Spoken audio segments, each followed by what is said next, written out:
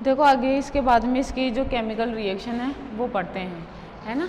ये अपना वही चल रहा था ना, केमिकल प्रॉपर्टीज ऑफ फिनोल।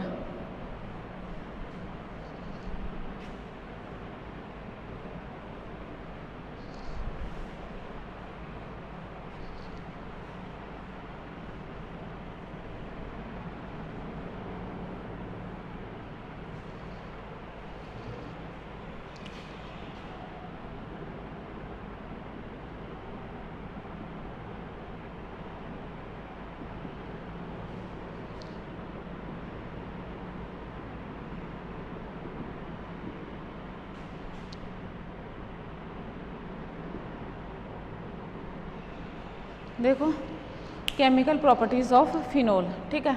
अब उसमें देखो अलग अलग केमिकल प्रॉपर्टीज़ हैं, वो सब अपन यहाँ पे पढ़ेंगे। क्लियर क्या मेरी बात, ठीक है। सबसे पहले देखो एस्ट्रिफिकेशन, है ना। पहला तो एसिडिक नेचर हो गया, दूसरी देखो एस्ट्रिफिकेशन।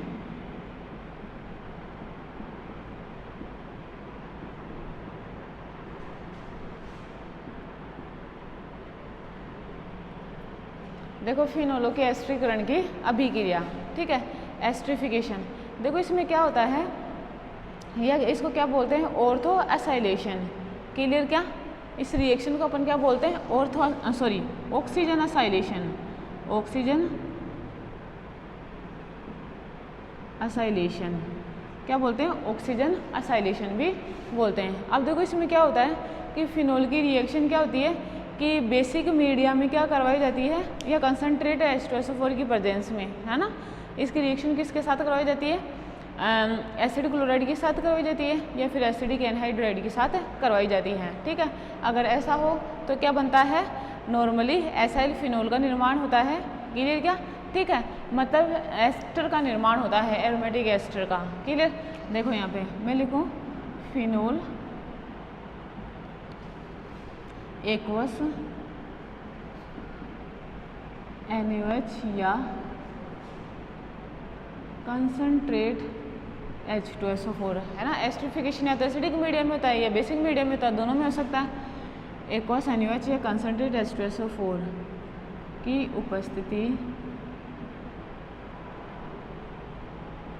उपस्थिति में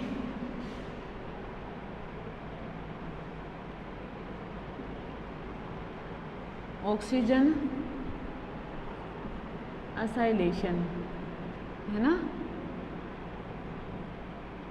की अभिक्रिया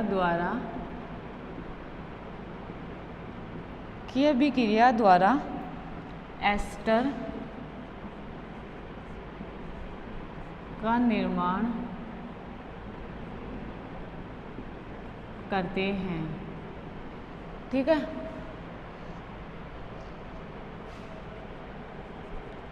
अभिक्रिया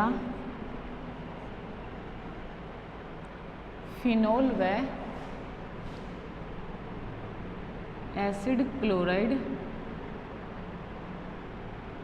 या एसिड एनहाइड्राइड की उपस्थिति में करवाई जाती है ना।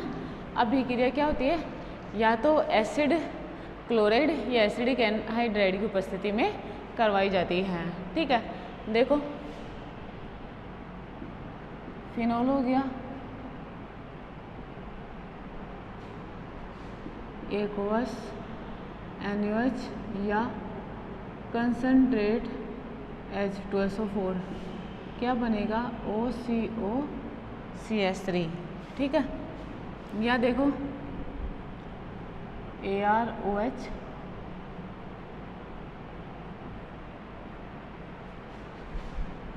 एसिड एनहाइड्राइड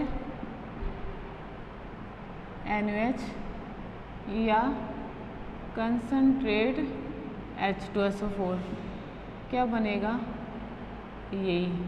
समझ में आ रही मेरी बात है, ठीक है। इस तरीके से क्या होएगा, प्रोडक्ट का निर्माण होएगा, ठीक है। यहाँ पे साइड प्रोडक्ट क्या होएगा, एसिटिक एसिड, और यहाँ पे साइड प्रोडक्ट क्या होएगा, HCl, बात समझ में आई क्या? ठीक है, देखो नॉर्मली मैं ये ले लूँ, है ना, और ये लिया CH3 C double bond O C double bond O, acid anhydride ले रही हूँ, क्लियर ये वाली बात है। ठीक है, इसकी रिएक्शन करवाई किसके प्रेजेंस में, एक्वस NaOH या कंसनट्रेट H2SO4 की उपस्थिति में।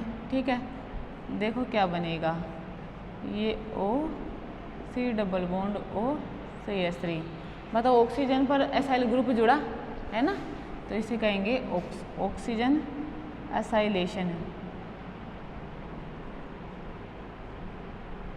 क्लियर? और इसका नाम क्या है, एसीटोफिनोन। क्या नाम है इसका, एसीटोफिनोन।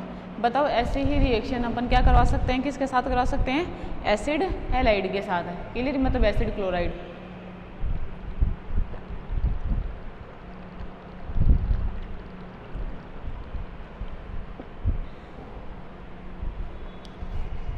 समझ में ये वाली बात है, इस तरीके से करना था। ठीक है, अब देखो ये तो नॉर्मल रिएक्शन हुई है ना, नॉर्मल रिएक्शन है ना। अब देख लेते हैं इसकी मैकेनिज्म किस तरीके से होती है ना।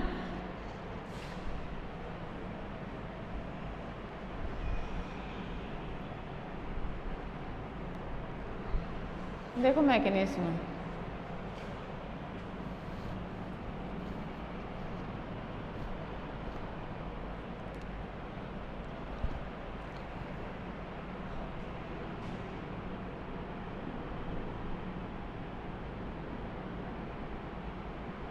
मैकेनिज्म देखो, सबसे पहले फिनोल लिया है ना। मैं बेसिक मीडियम करा दूँ पहले, बेसिक मीडिया है ना, पहले किस में करा रही हूँ, बेसिक मीडियम, फिर एसिडिक मीडियम में बता दूंगी, बेसिक मीडिया। ठीक है, अब देखो ये माइनस ये H प्लस,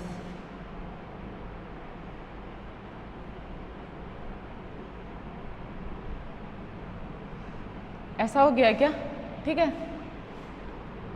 अब इसकी रिएक्टिविटी तो और बढ़ गई, जैसे नेगेटिव चार्ज आया है ना, यहाँ पे लिया CH3 C double bond O Cl, देखो ये इस पे अटैक करे और ये इधर, ऐसा हुआ तो देखो क्या बना, ये ऐसे ऑक्सीजन CO माइनस Cl और ये CH3, अब ये ऐसे और ये बाहर है ना, ये इस तरीके से C डबल बॉन्ड O बन गया और ये CH3 प्लस HCl।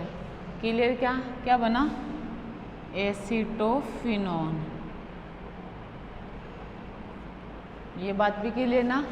देखो ये किस कौन से मीडिया में है, बेसिक मीडिया में है ना। अब देखो एसिडिक मीडिया में,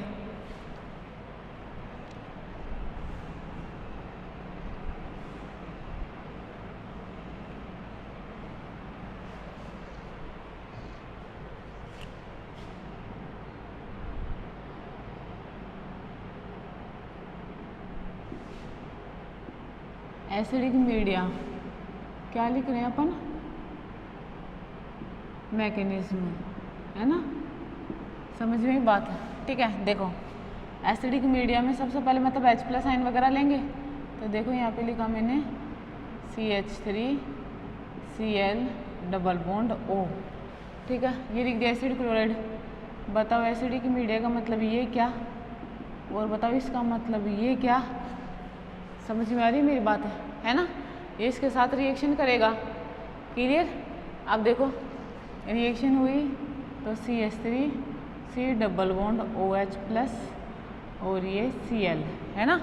बताओ ऐसा हुआ तो ऑक्सीजन की इलेक्ट्रॉन नेगेटिविटी बढ़ गई है ना, तो ये इलेक्ट्रॉन पेयर को अपनी तरफ ज़्यादा अच्छी तरीके से अट्रैक्ट करेगा।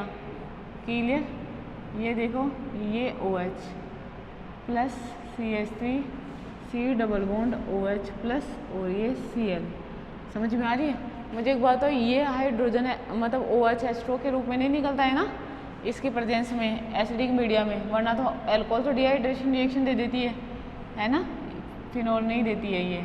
इधर देखो ये इधर गया, ऐसा हुआ तो देखो यहाँ पे आया ये OH, ये प्लस चार्ज, ये COH Cl और ये CH3।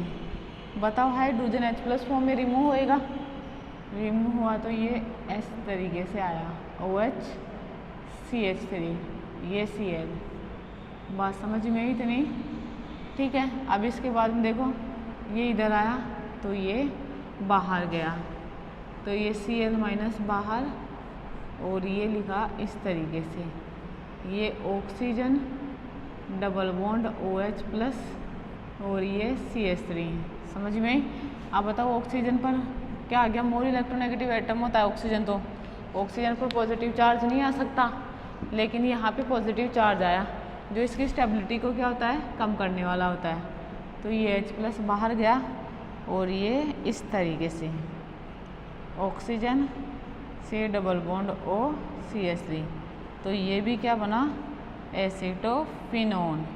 तो मुझे एक बात बताओ, रिएक्शन एसिडिक मीडिया में भी हो सकती है, तो रिएक्शन बेसिक मीडिया में भी हो सकती है इस तरीके से। क्लियर ये वाली बात, ठीक है। तो ये क्या थी, एस्टरिफिकेशन ऑफ फिनोल। बात समझ में आई क्या, ठीक है। नेक्स्ट देखो बेंजोइलीकरण या benzoylation.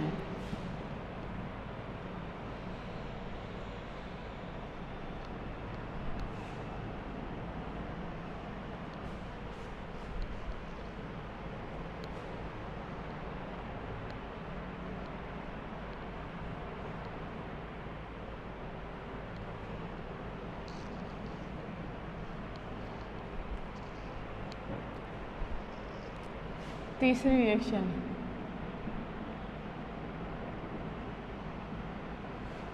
Benzoylation.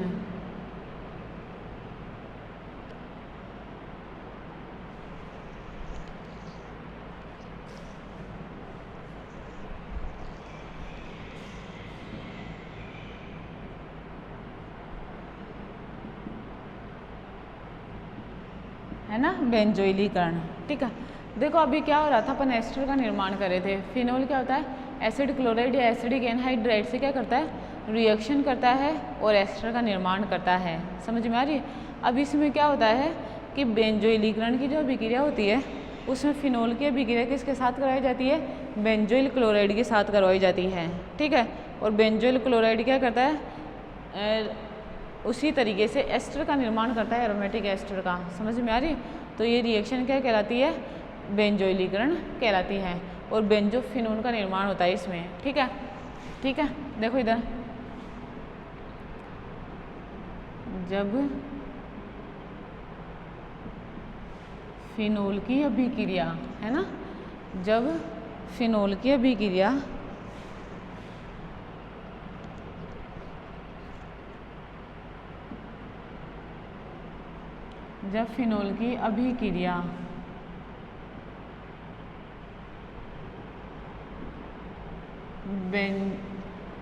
Benzoyl chloride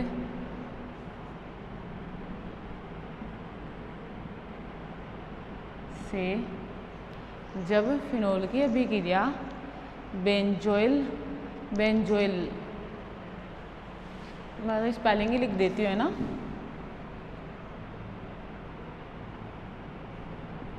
benzoyl chloride से करवाई जाती है तो क्या बनेगा, करवाई जाती है तो क्या बनेगा, क्या बनेगा, बेंजोफिनोन, या इसको क्या बोलेंगे, फेनिल बेंजोएट। करवाई जाती है तो benzophenone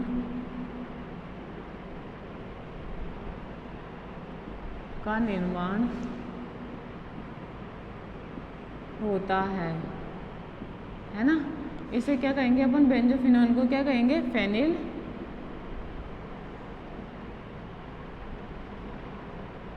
benzoate. Clear.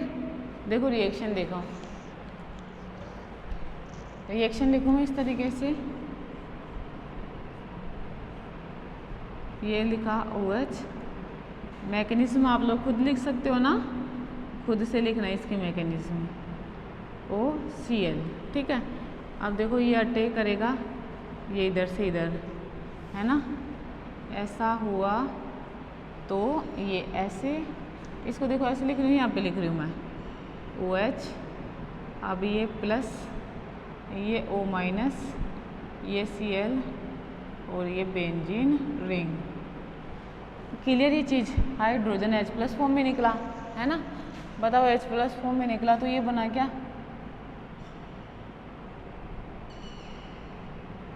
Oxygen Cl - Cl और ये इस तरीके से है ना।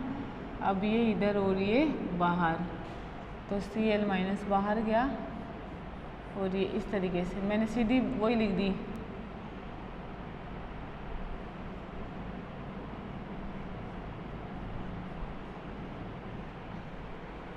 इसे बेंजोफिनोन नहीं कहेंगे, इसे सिर्फ क्या कहेंगे, फेनिल बेंजोएट। ठीक है, क्योंकि बेंजोफिनोन तो ये होता है ना, बेंजोफिनोन का फॉर्मूला ये होता है, समझ में आप लोगों को बात, ये बेंजोफिनोन होता है, ये क्या होता है, फेनिल बेंजोएट। बात समझ में आया, इसका नाम क्या होगा, सिर्फ फेनिल बेंजोएट। क्लियर ये चीज़, ठीक है। तो ये रिएक्शन क्या कहलाती है, बेंजोइलेशन कहलाती हैं। ठीक है, देखो ईथरीकरण या ऑर्थो एल्कलीकरण है ना, एसाइलेशन बता दिया, ऑर्थो एल्काइलेशन देखो अब, मतलब ऑक्सीजन एल्काइलेशन, ऑर्थो नहीं sorry, oxygen alkylation.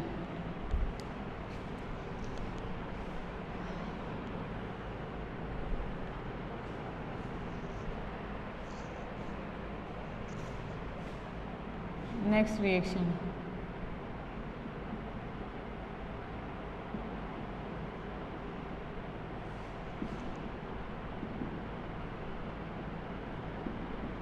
Oxygen alkylation. ठीक है, देखो ये कैसे बनेगा कि जब एलिफेटिक किसकी हैलाइड की अभिक्रिया अपन फिनोल के साथ करवाते हैं, समझ रहे हो आप लोग मेरी बात, या किसी अनसैचुरेटेड स्पीसीज की, मतलब कोई भी एल्काइल ग्रुप की है ना, अगर कोई भी एल्काइल ग्रुप की अभिक्रिया क्या होती है फिनोल के साथ करवाई जाती है, तो नॉर्मली क्या होता है, एलिल एरिल ईथर का निर्माण होता है या एल्किल एरिल ईथर का निर्माण होता है, समझ रहे हो मेरी बात है। ठीक है, जो जैसा भी ग्रुप होगा वैसा उसका नाम दे देंगे।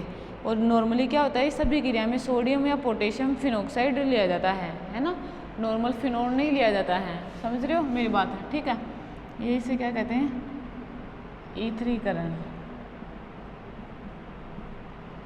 देखो इधर, जब सोडियम फिनोक्साइड या पोटेशियम फिनोक्साइड की अभिक्रिया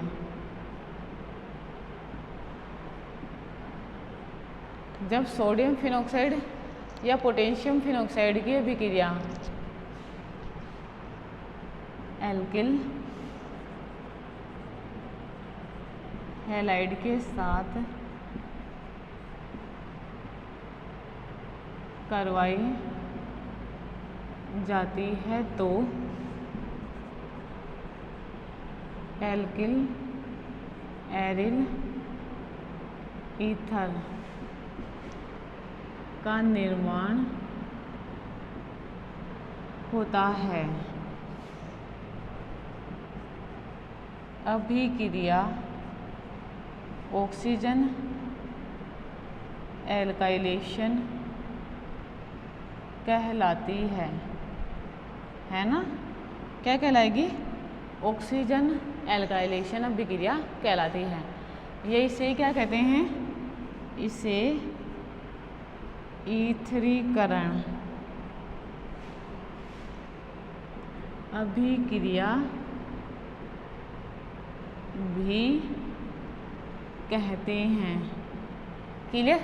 देखो इसमें क्या होता है, जब सोडियम फिनॉक्साइड या पोटेशियम फिनॉक्साइड है ना, कुछ भी ले सकते हैं दोनों में से, कि अभी क्रिया एल्काइल हैलाइड के साथ करवाई जाती है तो एल्काइल एराइल ईथर मतलब एल्किल एरिल ईथर का निर्माण होता है। तो यह भी क्रिया क्या कहलाती है, ऑक्सीजन एल्काइलेशन कहलाती है। एसाइलेशन पढ़ा था इससे पहले, समझ रहे हो मेरी बात है, ठीक है। तो ये क्या नॉर्मली इसे क्या कहते हैं, इसे ईथरीकरण अभिक्रिया भी कहते हैं, क्योंकि देखो क्या होगा, कार्बन ऑक्सीजन कार्बन यही बॉन्ड बनेगा ना। अब ये कार्बन किसी भी ग्रुप के हो सकते हैं, देखो एक तो कोई एल्काइल ग्रुप होएगा, दूसरा कोई जो कार्बन है जो ऑक्सीजन से जुड़ा हुआ है वो क्या होएगा, रिंग का कार्बन होएगा, बेंजीन रिंग का। समझ रहे हो मेरी बात, ठीक है। देखो ये लिया सोडियम फिनॉक्साइड है ना, और ये लिया RX। तो देखो रिएक्शन हुई तो क्या बना, ये बन गया OR + NaX। बात समझ रहे हो, ठीक है। ऐसे ही लिख दूँ मैं यहाँ पे, ये ऑक्सीजन O- और ये K+ है ना, वहाँ पे भी ऐसा ही है CH3Cl। तो देखो क्या बनेगा, KCl तो बाहर और ये बना OCH3। इसे क्या बोलेंगे, मिथाइल फिनाइल ईथर। समझ गए मेरी बात, क्या नाम बोलेंगे इसे, मिथाइल फिनाइल ईथर है ना। देखो ऐसे मैं ये ले लूँ, ये लिया, ठीक है, ये ले लिया BrCH2 CH double bond CH2, ये बाहर और ये इस पर अटैक, क्या बनेगा ऐसे, ये ऐसे CH2 CH double bond CH2। तो इसे क्या नाम देंगे, ये क्या है, एलाइल है ना, तो मैं नाम दूँ एलाइल एराइल ईथर। बस सो सिंपल, क्लियर ये चीज़, इसको इस तरीके से करना है, समझ में आया ना।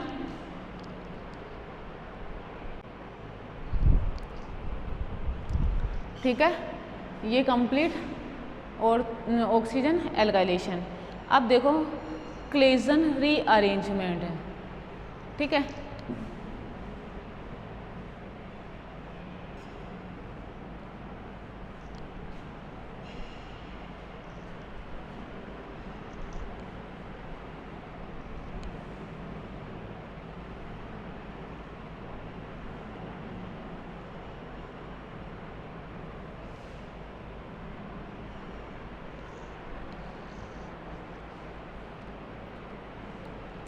देखो क्लेजन रीअरेंजमेंट, नेक्स्ट रिएक्शन चौथी या पांचवी जो भी है ना, ये चीज़ आप लोग ध्यान रख लेना इसको थोड़ा सा, है ना, क्लेजन रीअरेंजमेंट, ठीक है। देखो मैं इसे स्टार करके देख रही हूँ,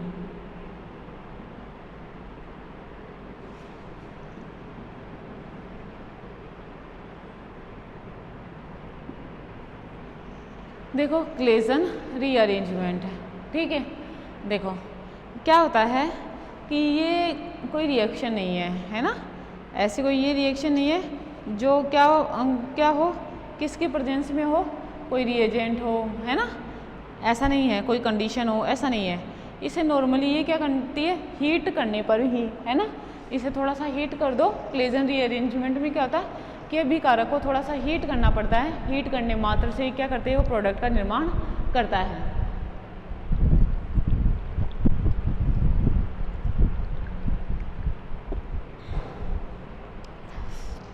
देखो सबसे पहली बात तो क्लेजन रीअरेंजमेंट की मैंने बताई कि इसमें किसी भी रिएजेंट की आवश्यकता नहीं होती है। अपन क्या करते हैं, रिएक्टेंट को थोड़ा सा हीट करते हैं, है ना, और हीट करने मात्र से क्या हो जाता है, किसका निर्माण हो जाता है, प्रोडक्ट का निर्माण हो जाता है। बात समझ में इतनी, ठीक है, ये चीज़ क्लियर। अब देखो दूसरी चीज़ क्या होती है, इसमें जो रिएक्टेंट है हमेशा एलाइल एराइल ईथर ही काम में लिया जाएगा, है ना, जो भी बनाया था लास्ट में, ठीक है, क्या काम में लिया जाएगा, एलाइल एराइल ईथर। क्लियर ये वाली चीज़, ठीक है। दूसरी चीज़ क्या होती है कि ये एक पेरिसाइक्लिक अभिक्रिया का एग्जाम्पल है ना। और पेरिसाइक्लिक रिएक्शन क्या होती है, जिसमें बॉन्ड का बनना और बॉन्ड का टूटना साथ साथ चलता रहता है ना। कोई इंटरमीडिएट स्पीसीज नहीं बनती। अगर इंटरमीडिएट स्पीसीज में सिर्फ और सिर्फ स्टेबल ट्रांजिशन स्टेट का निर्माण होता है। समझ रहे हो आप लोग मेरी बात। मैंने कहा इसमें बॉन्ड ब्रेकिंग और बॉन्ड फॉर्मेशन स्टेप जो हैं साथ साथ चलती रहती है, इसलिए कंसंट्रेट टाइप मैकेनिज्म होती है ना। कंसंट्रेट टाइप मैकेनिज्म शो करते हैं, पहली चीज़। दूसरी चीज़ ये है कि क्लेजन रीअरेंजमेंट में हमेशा ऑर्थो प्रोडक्ट ही बनता है ना। Ortho product is a major product के रूप में बनता है। मैं कहूँ ऐसा नहीं है कि हमेशा ही ऑर्थो बनता है, ऐसा नहीं होता, पैरा भी बन सकता है। ठीक है, अगर एक ऑर्थो पोजीशन पहले से भरी हुई हो तो क्लेजन रीअरेंजमेंट में प्रोडक्ट दूसरी ऑर्थो वाला बनता है। ठीक है, नेक्स्ट बात कि अगर दूसरी ऑर्थो भी भरी हुई हो तो फिर para product as a major product के रूप में बनता है क्लेजन रीअरेंजमेंट में। अगर दोनों ऑर्थो और पैरा पोजीशन भरी हुई हो तो क्लेजन रीअरेंजमेंट नहीं होता है। ठीक है, तो नेक्स्ट बात, अगर क्लेजन रीअरेंजमेंट में कोई साइड चेन प्रेजेंट है तो साइड चेन में भी क्लेजन रीअरेंजमेंट हो सकता है। ठीक है, Claisen rearrangement is the example of 3,3 sigmatropic reaction. Clear ना। ये 3,3 सिग्माट्रोपिक क्या होता है, ये पेरिसाइक्लिक रिएक्शन का एक पार्ट है। समझ रहे हो आप लोग मेरी बात। सिग्माट्रोपिक रिएक्शन और उसमें भी 3,3 सिग्माट्रोपिक है। क्लियर। नेक्स्ट चीज़ क्या है कि क्लेजन रीअरेंजमेंट में कभी भी क्रॉस प्रोडक्ट नहीं बनता है। समझ में आई मेरी बात है। ठीक है, अगर अपन एक से अधिक रिएक्टेंट ले लेंगे तो भी वहाँ पे कोई क्रॉस प्रोडक्ट नहीं बनेगा, वही बनेगा जो एक रिएक्टेंट की वजह से बनना होता है। बात क्लियर क्या ये चीज़। ठीक है, ठीक। अब इन सब बातों को ध्यान रखोगे और सब बातों को लिखोगे जब भी एग्जाम में पूछी जाए। समझ रहे हो मेरी बात है। ठीक है, तो देखो क्लेजन रीअरेंजमेंट, पहले इसका वो लिखते हैं थ्योरी। क्लेजन रीअरेंजमेंट में, ठीक है, क्लेजन रीअरेंजमेंट में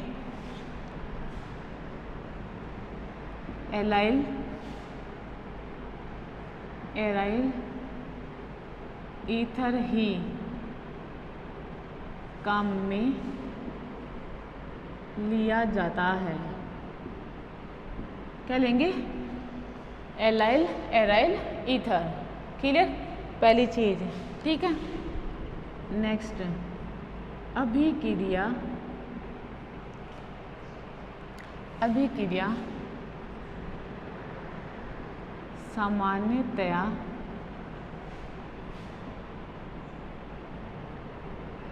सामान्यतया रिएक्टेंट को गर्म करने मात्र से ही संपन्न हो जाती है। ठीक है, अभिक्रिया सामान्यतया रिएक्टेंट को गर्म करने मात्र से ही संपन्न हो जाती है। क्लियर, इसमें किसी कंडीशन या रिएजेंट की नीड नहीं होती है ना। क्लियर ये चीज़, ना तो इसमें किसी कंडीशन की आवश्यकता होती है और ना ही किसी रिएजेंट की आवश्यकता होती है। ठीक है, किसकी आवश्यकता होती है, सिर्फ और सिर्फ रिएक्टेंट की। ये बात भी समझ में आई। ठीक है, क्लियर ना। अब देखो नेक्स्ट चीज़ क्या है कि इसमें कंसंट्रेट मैकेनिज्म अभिक्रिया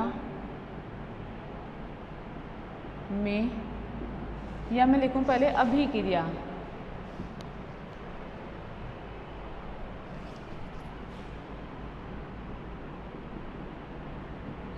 सिग्माट्रोपिक अभिक्रिया का एग्जाम्पल है, अतः ड्यूरिंग द रिएक्शन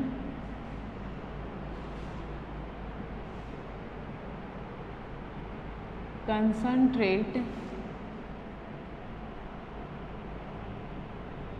मैकेनिज्म संपन्न होती हैं, है ना। अभिक्रिया सिग्माट्रोपिक अभिक्रिया का एग्जाम्पल है, अतः during the reaction concentrate mechanism संपन्न होती है ना। और इसका मतलब क्या होता है, bond breaking and bond formation साथ साथ होता है।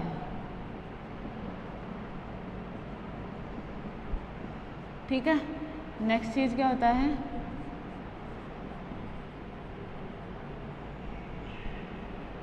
इंटरमीडिएट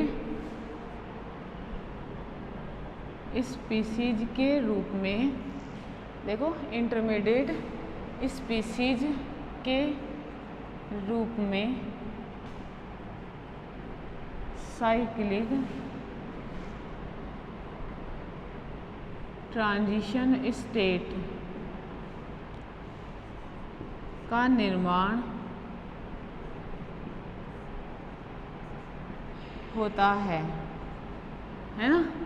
इंटरमीडिएट स्पीसीज के रूप में क्या होता है, साइक्लिक ट्रांजिशन स्टेट का निर्माण होता है। क्लियर क्या,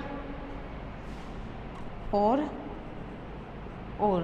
मुझे एक बात बताओ, इंटरमीडिएट स्पीसीज होगी, है ना,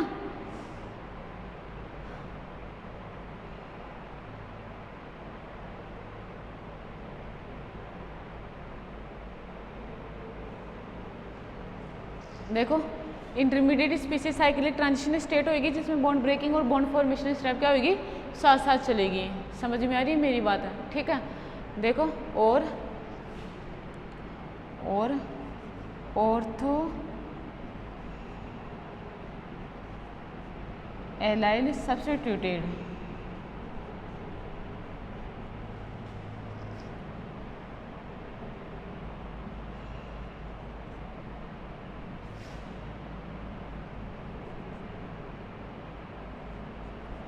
उत्पाद का निर्माण होता है ना। क्लियर ये चीज भी, ठीक है। नेक्स्ट देखो मैंने क्या लिखा, क्लेजन रिएरेंजमेंट में एलाइल एराइल ईथर ही काम में लिया जाता है। अभिक्रिया सामान्यतः रिएक्टेंट को गर्म करने मात्र से ही संपन्न हो जाती है, इसमें किसी कंडीशन या किसी रिएजेंट की आवश्यकता नहीं होती है। अभिक्रिया सिग्माट्रोपिक अभिक्रिया का एग्जाम्पल है, अतः during the reaction concentrate mechanism proceed होती है। अब ये कंसंट्रेट मैकेनिज्म का मतलब क्या होता है कि bond formation and bond breaking steps are simultaneously. Clear क्या, इंटरमीडिएट स्पीसीज के रूप में साइक्लिक ट्रांजिशन स्टेट का निर्माण होता है और ऑर्थो एलाइल सब्स्टिट्यूटेड प्रोडक्ट का निर्माण होता है। क्लियर क्या, ठीक है। नेक्स्ट देखो इसका मतलब क्या है, ऑर्थो प्रोडक्ट है ना, ऑर्थो प्रोडक्ट मेजर प्रोडक्ट के रूप में बनता है ना। That means ortho product is a major product, है ना। दूसरी चीज देखो, यदि ऑर्थो पोजीशन पर पहले से कोई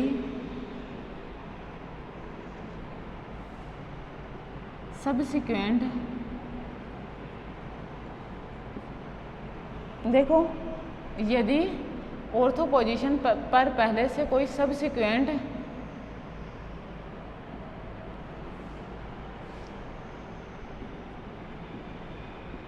उपस्थित हो तो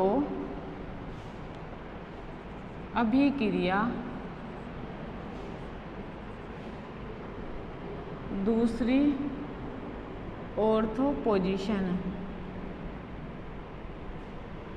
पर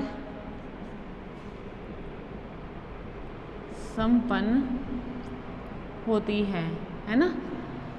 यदि ऑर्थो पोजीशन पर पहले से कोई सब्सिक्वेंट उपस्थित हो, ठीक है, तो अभिक्रिया दूसरी ऑर्थो पोजीशन पर संपन्न होती है, ठीक है। नेक्स्ट देखो, यदि दोनों ortho position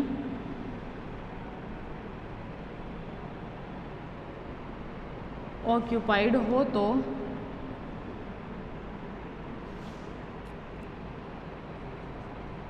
reaction para position पर संपन्न होती है, ठीक है। कहाँ पर संपन्न होगी? पैरा पोजीशन पर।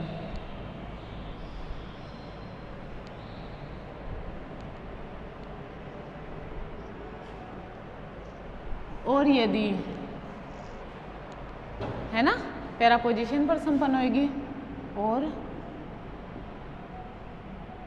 पैरा प्रोडक्ट मेजर प्रोडक्ट के रूप में बनता है, पैरा प्रोडक्ट मेजर प्रोडक्ट के रूप में बनता है यदि दोनों ऑर्थो व पैरा पोजीशन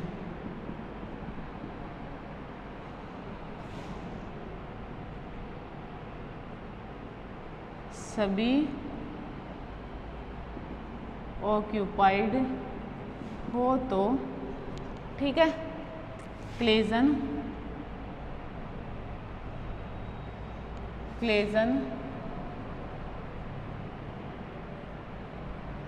रीअरेंजमेंट संपन्न नहीं होगा, ठीक है। क्लियर ये वाली चीज भी, ठीक है। देखो मैंने क्या लिखा, यदि ऑर्थो पोजीशन पर पहले से कोई सबसिक्वेंट उपस्थित हो तो अभिक्रिया दूसरी ऑर्थो पोजीशन पर संपन्न होती है, और यदि दोनों ऑर्थो पोजीशन ऑक्यूपाइड हो तो अभिक्रिया पैरा पोजीशन पर संपन्न होती है और पैरा प्रोडक्ट मेजर प्रोडक्ट के रूप में बनता है, और यदि दोनों ही ऑर्थो और पैरा पोजीशन ऑक्यूपाइड हो तो क्लेजन रीअरेंजमेंट संपन्न नहीं होता है। बात क्लियर इतनी, ठीक है। नेक्स्ट देखो, अभिक्रिया में कभी भी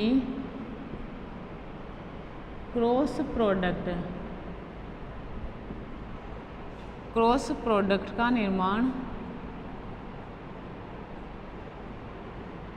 नहीं होता है ना। अभिक्रिया में कभी भी क्या होता है? क्रॉस प्रोडक्ट का निर्माण नहीं होता है। ये कैसी अभिक्रिया है?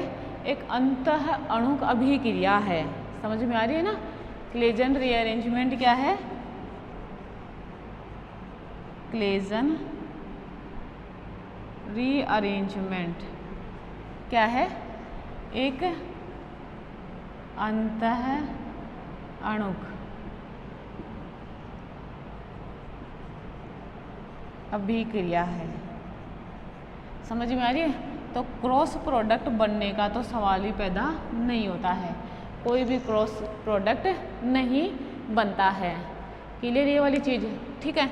ये क्या थी? इसका नॉर्मल बातें थी अबाउट क्लेजन रीअरेंजमेंट, ठीक है।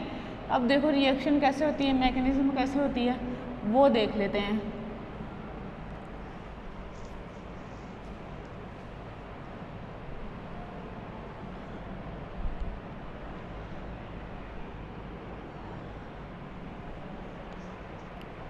देखो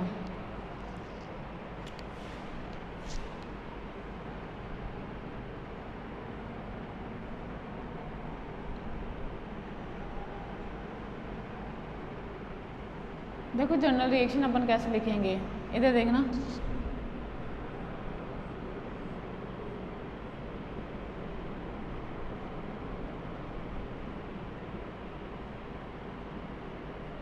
क्लियर। ये क्या लिया, एलाइल एराइल ईथर।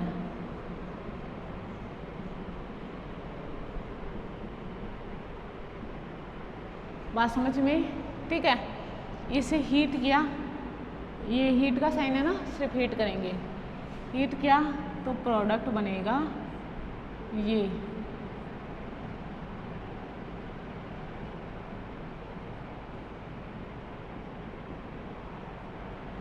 समझ में मेरी बात, ठीक है।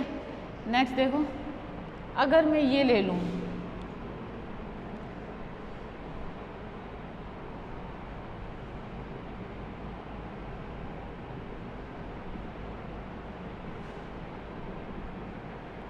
है ना, ये ले लिया, समझ रहे हो। तो देखो प्रोडक्ट,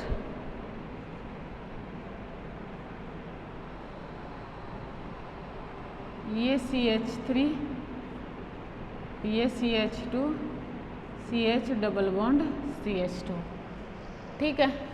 कोई साइड प्रोडक्ट नहीं निकलता, रीअरेंजमेंट में साइड प्रोडक्ट थोड़ी निकलते हैं, पता है ना ये चीज़।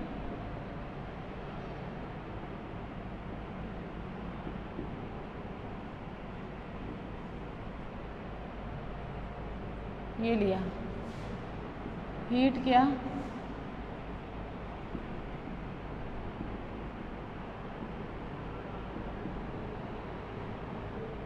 सॉरी प्रोडक्ट बनाना है ना यहाँ, तो देखो OH CH3 CH3 ये होएगा, क्लियर बात। नेक्स्ट देखो,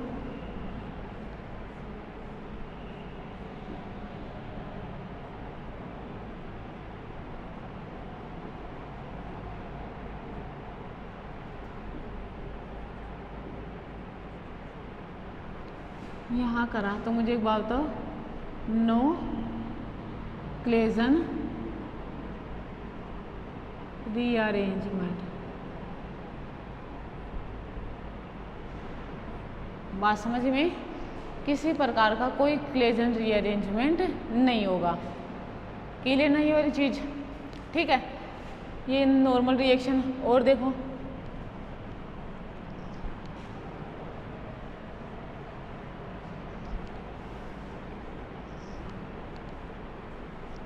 देखो मैं लिखूं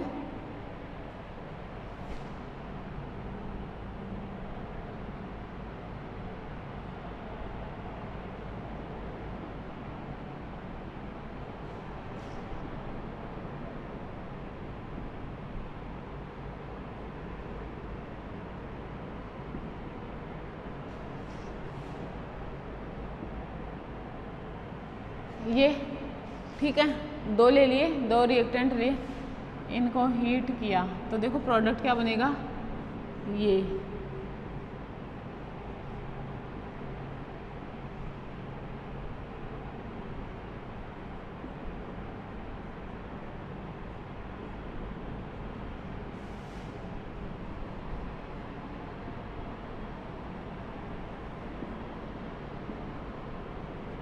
समझ में आ रही है। देखो कोई क्रॉस प्रोडक्ट नहीं बना, जिससे जो बनना चाहिए था वही बना है, क्लियर ये वाली बात भी, ठीक है। तो ये देखो इतने सारे पॉइंट क्लियर हो गए। ऑर्थो पोजीशन वाला हो गया, पैरा वाला हो गया, और अगर सभी पर हो तो वो हो गया, और ये क्रॉस प्रोडक्ट वाला हो गया। समझ में आई मेरी बात है, ठीक है। इसको इस तरीके से करते हैं। अब देखो इसकी मैकेनिज्म देखना, इसी की एक दो मैकेनिज्म है ना, इसी रिएक्शन की लिख रही हूँ, ठीक है। देखो मैं इसको मिटा के थोड़ा उधर किसका देती हूँ इसको, ये ऐसे है। देखो इधर जर्नल रिएक्शन क्या थी अपनी, ये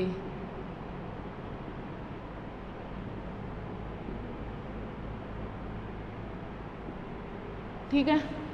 ये इससे रिएक्शन हुई और क्या बनेगा, OH CH2 CH2, ठीक है। क्लियर ये वाली बात। अब देखो मैकेनिज्म,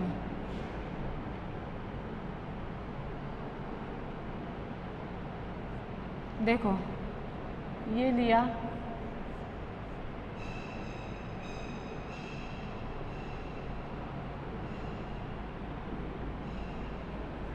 ये लिया, ठीक है।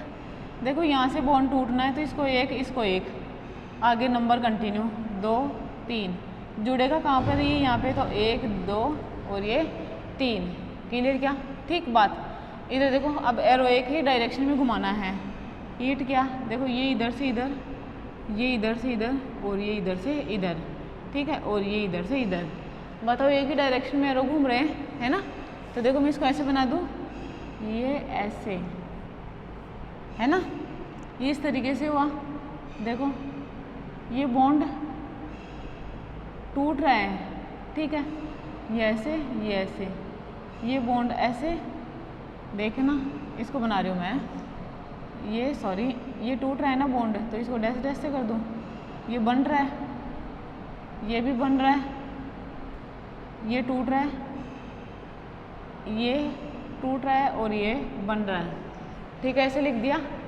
अब देखो इसको रीअरेंज करके लिखूँ, कितने मेंबर हो गए, देखो 1 2 3 4 5 6, 6 मेंबर है, 6 मेंबर बनाते हैं। देखो ये, इसको ऐसे कैसे लिख दूँ, ठीक है। अब इसको लिख दिया, ये CH2 लिख दिया,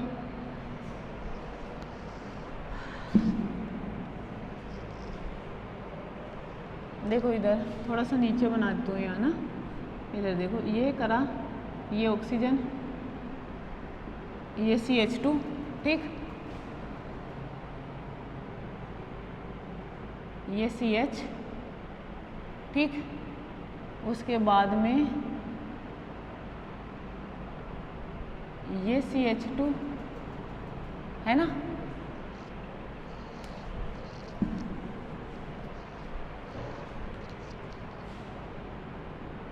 CH2 CH और ये CH2, ठीक है, ये जुड़ेगा बेंजीन रिंग के कार्बन से, ये ऐसे, ये ऐसे, ठीक है, ये ऐसे और ये ऐसे, ठीक है। अब देखो जो बन रहा है उसे बना दो, जो टूट रहा है उसे तोड़ दो। देखो ये ऐसे कैसे, ये टूट रहा है, ठीक है, ये बन रहा है तो ये डैश डैश, ये टूट रहा है तो डैश डैश, ये बन रहा है तो डैश डैश, ये टूट रहा है तो डैश डैश, ये बन रहा है तो डैश डैश। बताओ क्या हुआ, 6 मेंबर्ड स्टेबल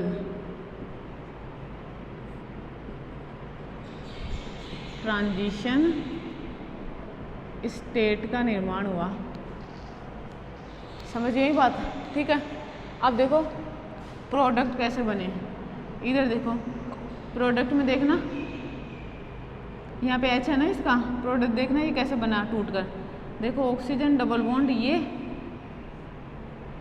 ठीक, इसको देखना, ये CH2, ये CH डबल बॉन्ड CH2 और ये क्या बन गया H, ये ऐसे ही बना ना, ठीक, समझ में आप लोगों को बात है, ठीक है ना, इसी तरीके से बना। आप देखो ये इधर, ये इधर, H+ इसके साथ जुड़ेगा, ये ऐसे OH बन गया, ये CH2 CH double bond CH2। बात क्लियर क्या, ठीक है। ये लास्ट प्रोडक्ट यही बनाना था, समझ में बात क्लियर। ये क्या हो जाएगी, उसकी मैकेनिज्म हो जाएगी, किसकी, क्लेजन रीअरेंजमेंट की। क्लियर।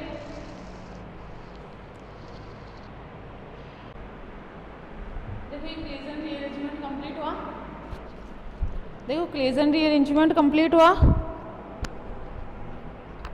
अब देखो आगे का पढ़ते हैं इसके, ठीक है। मैंने क्या कहा था, देखो क्या होता है कि अगर साइड रिएक्शन में एक और चीज़ देखना, साइड अगर चेन प्रेजेंट हो तो क्लेजन रीअरेंजमेंट वहाँ भी हो सकता है, ठीक है। देखो कैसे, दूसरी चीज़ और देखना कि क्या है कि जैसे अपन ये रिएक्शन लिखी मैंने अभी इस तरीके की, जैसे मैंने लिखा, ये लिखा, ये अपना रिएक्टेंट था, ठीक है, और ये ऐसे,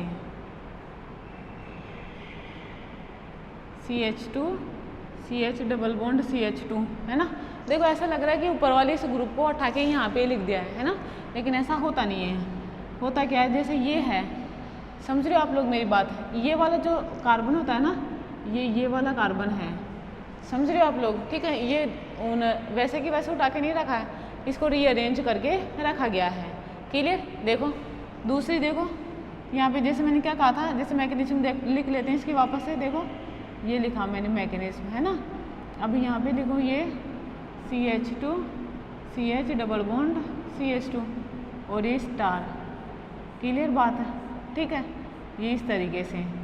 अब देखो ये गरम करा, 1 2 सॉरी 1 और 1 2 3 2 3, समझ में। देखो 3 और 3 के बीच का बॉन्ड टूटेगा ना, इसलिए इसको 3 सिग्माट्रोपिक, क्या कहेंगे, 3 सिग्माट्रोपिक रिएक्शन। समझ में आ रही है आप लोगों को बात, ठीक है। देखो कैसे होगा, ये इधर ये इधर ये इधर और ये इधर, ऐसा हुआ। तो देखो ट्रांजिशन स्टेट ऐसे बनी, ये ऐसे, ठीक, ये ऐसे, है ना, ये ऐसे, इस तरीके से ये बॉन्ड CH, ये देखो CH2 और ये बॉन्ड ऐसे, ये जुड़ रहा है ना, तो इसको ऐसे लिख दिया, ये ऐसे, ये टूट रहा है, ये बन रहा है। समझ में मेरी बात, ठीक है ना। अब देखो इसको आगे इस तरीके से लिखो, ट्रांजिशन स्टेट बन गई। और देखो इसमें ये स्टार वाला ग्रुप ये है ना, ये रहा, ठीक। अब देखो ये करा, इसमें ये डबल बॉन्ड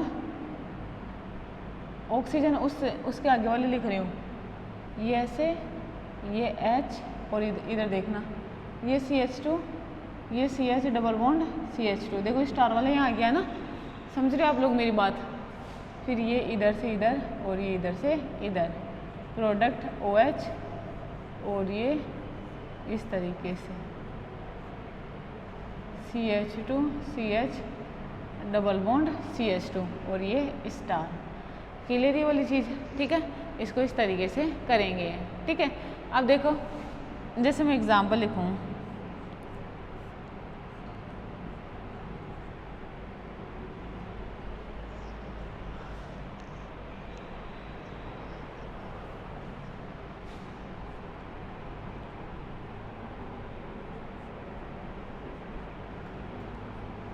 है ना, ये लिख दिया, इधर लिखा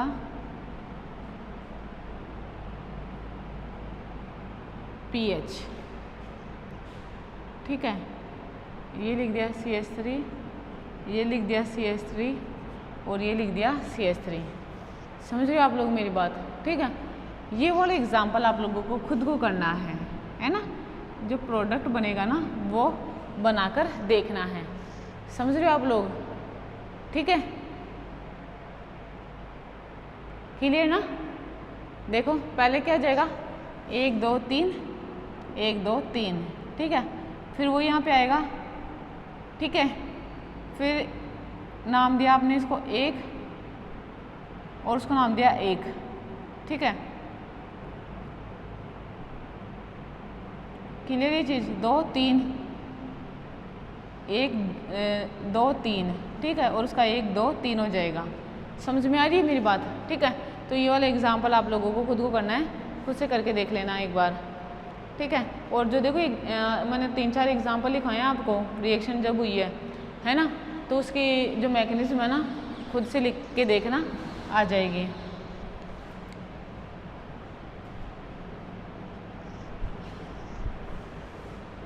और देखो मैकेनिज्म लिखने के बाद ही प्रोडक्ट लिखोगे, ऐसे नहीं लिखोगे। नेक्स्ट देखो, नेक्स्ट क्या होता है, FeCl3 के साथ रिएक्शन, ठीक है। देखो क्या होता है, वीक एसिडिक फेरिक क्लोराइड का अगर सॉल्यूशन फिनोल के साथ लिया जाए तो क्या होता है, फिनोल अभिक्रिया करता है और उसके साथ क्या करता है, कॉम्प्लेक्स टाइप का एडक्ट का निर्माण कर लेता है, ठीक है। जिससे क्या होता है कि वायलेट रेड रंग आता है, ठीक है, रेड कलर आता है। ये टेस्ट क्या होता है, फिनोलों के आइडेंटिफिकेशन के लिए यूज़ किया जाता है। समझ रहे हो आप लोग मेरी बात है? ठीक है, तो मैं यहाँ पे लिखूँ रिएक्शन विथ FeCl3 सॉल्यूशन। ठीक है, FeCl3 सॉल्यूशन के साथ अभिक्रिया। देखो इसमें क्या होता है, इसके लिए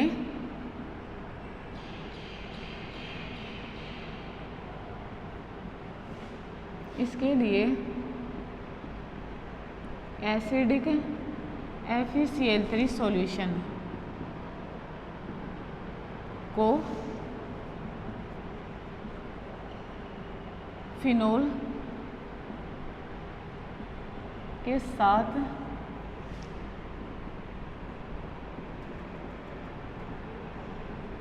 लिया जाता है ना, जिससे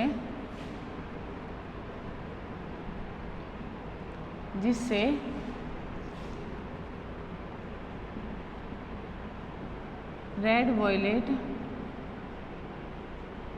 कलर उत्पन्न होता है। इस रिएक्शन का यूज़ फिनोलिक कंपाउंड की आइडेंटिफिकेशन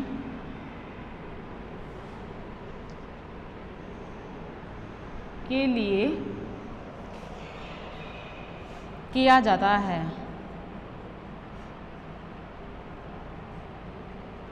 आइडेंटिफिकेशन के लिए इस रिएक्शन का उपयोग फिनोलिक कंपाउंड के आइडेंटिफिकेशन के लिए किया जाता है। ठीक है, देखो मैंने क्या लिखा, इसके लिए एसिडिक FeCl3 सॉल्यूशन को फिनोल के साथ लिया जाता है, जिससे रेड वॉयलेट कलर उत्पन्न होता है। और इस रिएक्शन का यूज़ अपन के किस में करते हैं, फिनोलिक कंपाउंड के आइडेंटिफिकेशन के लिए करते हैं, जैसे रिसोर्सिनोल या टेस्ट ट्यूब में, है ना।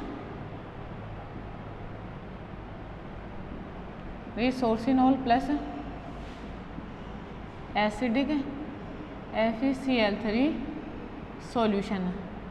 बात समझ में आ रही है? FeCl3 सॉल्यूशन लिया तो क्या होएगा, रेड कलर उत्पन्न होएगा, जो किसकी प्रेजेंस को शो करता है, फिनोलिक ग्रुप की, फिनोलिक ग्रुप की प्रेजेंस को शो करता है। ये समझ में आ रही है? मतलब इनके टेस्ट, फिनोलों का जो टेस्ट होता है FeCl3 सॉल्यूशन के साथ वो किया जाता है।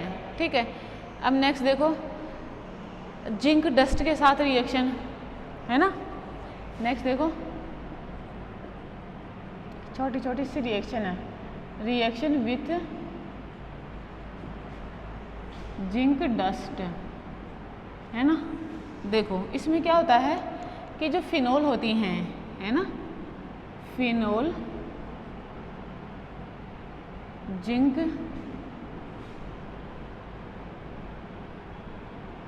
या ऐसे लिख देती हूँ मैं, जिंक, है ना, जिंक डस्ट के साथ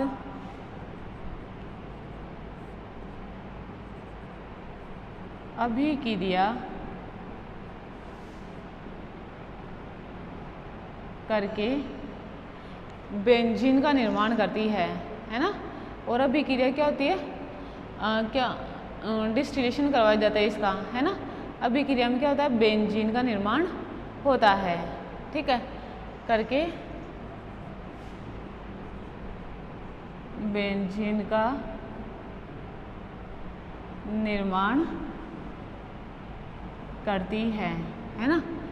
क्लियर? देखो रिएक्शन जैसे मैं ये लिखूं OH, समझे मेरी बात, प्लस जिंक डस्ट, ये बात भी क्लियर? ठीक है, अब इसकी रिएक्शन होगी और रिएक्शन होगी तो ये बनेगा H प्लस ZnO। क्लियर? क्या नाम है इसका, बेंजीन। समझ में आप लोगों को बात? ठीक है, इसको इस तरीके से करना है, समझे?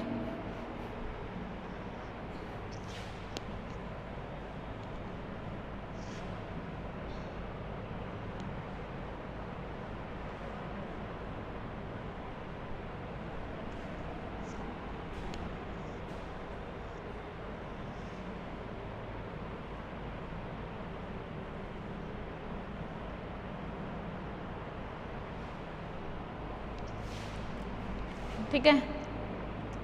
अब देखो फॉस्फोरस पेंटाक्लोराइड के साथ अभिक्रिया है ना, फॉस्फोरस पेंटाक्लोराइड के साथ जब इसकी अभिक्रिया करवाई जाती है तो ये बेंजील क्लोराइड का निर्माण करता है। समझ में आ रही है आप लोगों को बात है? ठीक है। अब आप लोग ये सोचो कि जैसे अल्कोहल रिएक्शन करता था HCl HBr HI के साथ तो आयोडीन क्लोरीन वगैरह जुड़ जाती थी, वैसे HCl वगैरह के साथ ये फिनोल रिएक्शन नहीं करता है, एक बात ध्यान रखना है ना। तो मैं यहाँ पे लिखूँ रिएक्शन विथ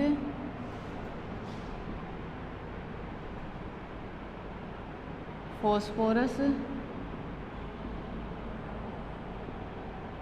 पेंटाक्लोराइड। ठीक है, देखो ये OH प्लस PCl5। अब इसका काम क्या होता है ये तो आप लोगों को पता है ही, बस तो काम करवा दो इसका। क्लियर? ठीक है। यहाँ पर अगर मैं ये लूँ तो ये कोई अभिक्रिया नहीं देगा, ऐसा नहीं होता है कि आप इसकी लो और बेंजाइल क्लोराइड का निर्माण कर दो, ऐसा नहीं होता। क्या नाम है इसका? Benzyl chloride. क्लियर? ठीक है, कंप्लीट रिएक्शन, इसको इस तरीके से ध्यान रखना। नेक्स्ट देखो अमोनिया के साथ अभिक्रिया। ठीक है, तो मैं यहाँ पे लिखूँ रिएक्शन विथ अमोनिया। ठीक है, अमोनिया के साथ अभिक्रिया। इसमें क्या होता है कि हाई टेम्परेचर पर फिनोल और अमोनिया को लिया जाता है और एनहाइड्रस ZnCl2 की प्रेजेंस में हीट किया जाता है, जिससे एनिलीन का निर्माण होता है। ठीक है, जब लिखो जब फिनोल व अमोनिया को ऑलमोस्ट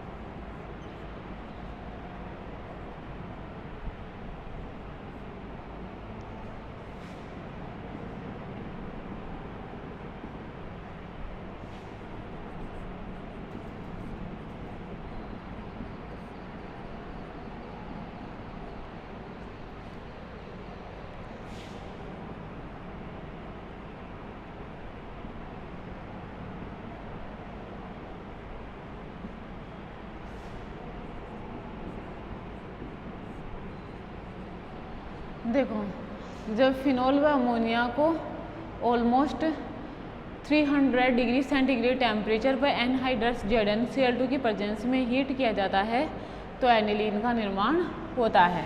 ठीक है, देखो इस तरीके से ये लिया OH plus NH3। Clear? 300 degree centigrade temperature किसके साथ? निर्जल ZnCl2 के साथ। ठीक है, ये लिया, हीट किया और हीट करने पर क्या होगी? एनिलीन बनेगी। देखो कैसे, ये इस तरीके से ये NH2 एनिलीन। बात समझ में? ठीक है, इस तरीके से रिएक्शन होगी और ये करना है। क्लियर ये चीज़? ठीक है, अब देखो नेक्स्ट जो रिएक्शन है। ठीक है, नेक्स्ट रिएक्शन में देखो क्या है, ये जो आप लोग अपन पढ़ रहे हैं रिएक्शन विथ अमोनिया, ये क्या है? नॉर्मली अगर हाई टेम्परेचर और हाई प्रेशर, समझ में आ रही है? अगर इसको हाई टेम्परेचर और हाई प्रेशर पर भी लिया जाए इस वाली रिएक्शन को, ठीक है, तो नॉर्मली क्या होती है? तब भी ये प्रोसीड हो जाती है ना। तो ये बात भी मैं मेंशन कर देती हूँ।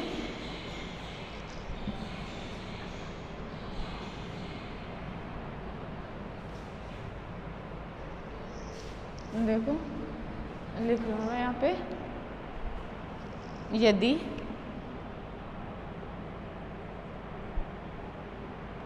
यदि इस अभिक्रिया को, है ना, यदि इस अभिक्रिया को क्या काम है आप लोगों को, हाई टेम्परेचर या हाई प्रेशर, समझ रहे हो आप लोग मेरी बात, हाई टेम्परेचर या हाई प्रेशर पर लिया जाए, है ना, यदि इस अभिक्रिया को हाई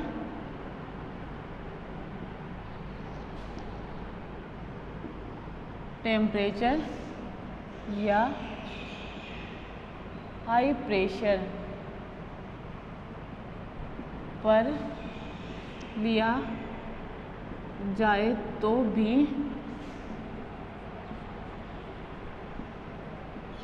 एनिलीन का निर्माण होता है। ठीक है, जैसे ये क्या लिया, फिनोल, ये क्या लिया, अमोनिया, है ना, मैं यहाँ पे लिख दूँ